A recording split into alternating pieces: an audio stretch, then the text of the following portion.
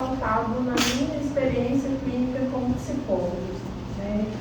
Ao longo de algum tempo, eu venho atendendo pacientes em situação de luto, né? E a maior parte deles chega ao processo psicoterapêutico com a questão: como eu vou continuar vivendo depois que isso aconteceu comigo?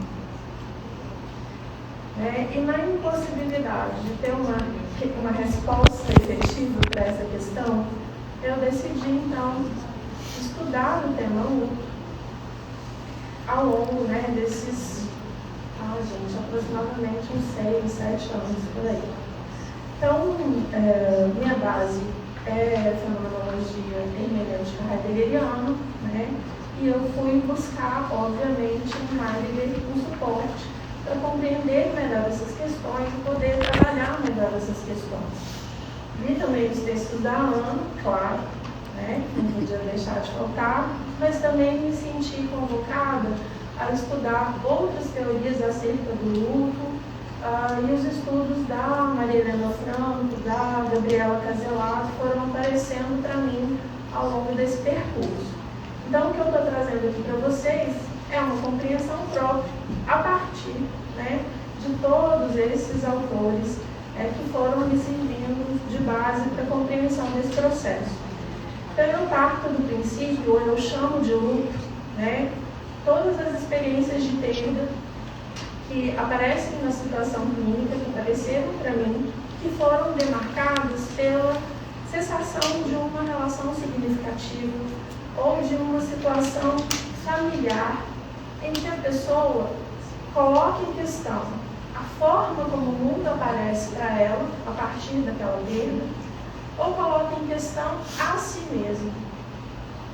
Como que eu vou lidar com isso a partir daí? O que muda na minha vida, efetivamente, após essa situação de perda? Então, essas perdas não estão relacionadas exclusivamente à morte de uma pessoa querida, de um ente querido. Chegam para mim situações em que a pessoa tem um diagnóstico de uma doença que vai levá-la à terminalidade. Eu tive pacientes em situação de divórcio, um sofrimento intenso, de recolocação da vida, a partir daí, porque o companheiro era a pessoa que conduzia todos os processos da vida, e essa pessoa, em especial, ela não sabia ir ao banco sozinha, então ela tinha que reconfigurar toda a vida a partir da perda desse companheiro, e outras situações que também fazem parte aí do espaço clínico. Essas manifestações de luto, elas apareceram na clínica de forma muito diferente. Às vezes, um sofrimento intenso pessoal, às vezes, um sofrimento intenso em relação à família. Então, uma situação de terminalidade, por exemplo, a minha paciente, a preocupação dela era como os filhos iam ficar depois da morte dela. Os filhos eram pequenos e ela não tinha preocupação com ela, mas como esses filhos ficariam, como eles seriam cuidados a partir daí, pela família e pelo pai. Então, essas situações vão aparecendo para a gente de modos diferentes, nem sempre relacionados ao próprio sentimento de perda, mas da possibilidade de não estar mais presente junto às pessoas. Então, é a partir daí que eu trago para a gente pensar, como que a gente retoma a vida ou mantém a vida até o momento efetivo em que a perda se dá. Então, tem duas situações aí, tanto a proximidade da própria morte, ou a perda que se efetivou por uma ruptura numa relação que era significativa. A partir dessas questões, eu fui então entendendo que essas perdas representam transformações significativas na vida dessas pessoas e que elas precisavam mover-se compreensivamente para uma oportunidades de ser.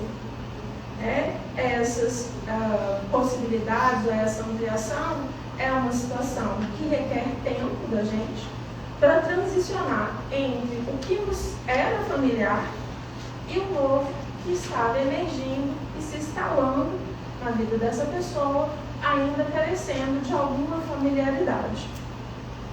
Na perspectiva heideggeriana, a gente vai pensar no sentido do ser, que se dá à medida que o ser é lançado ao mundo em alguma situação para fora de si mesmo, e à medida que ele vai sendo, ele se responsabiliza por si mesmo e se presentifica, questionando seus modos de ser e o sentido da vida na cotidianidade.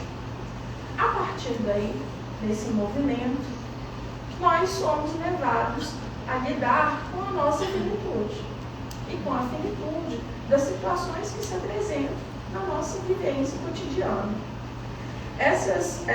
Esse modo de lida com a finitude traz no seu bojo a possibilidade de enlutamento, de sentir-se perdido diante daquilo que se apresenta.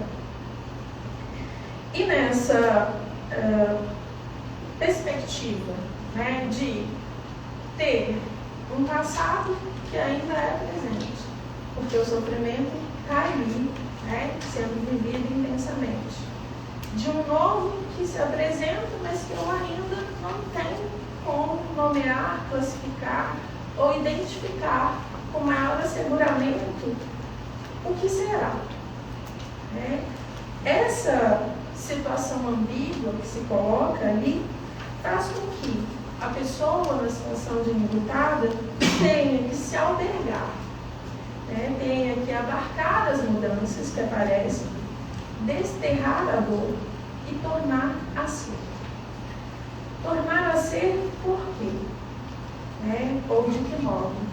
Tornar a ser porque quando há perda da familiaridade ou a perda dos sentidos habituais do nosso cotidiano, a primeira coisa que parece escapar, ou parecia ter escapado para esses meus pacientes, era exatamente a ideia de que quem eu sou na fila do pão. No sentido de o que eu estou sentindo é só meu, o que eu estou sentindo eu posso partilhar com outras pessoas em outras situações, mas ainda é meu. E de um certo modo, um desejo muito grande de que isso pudesse ser cessado pela fala de alguém ou pelo acolhimento de alguém.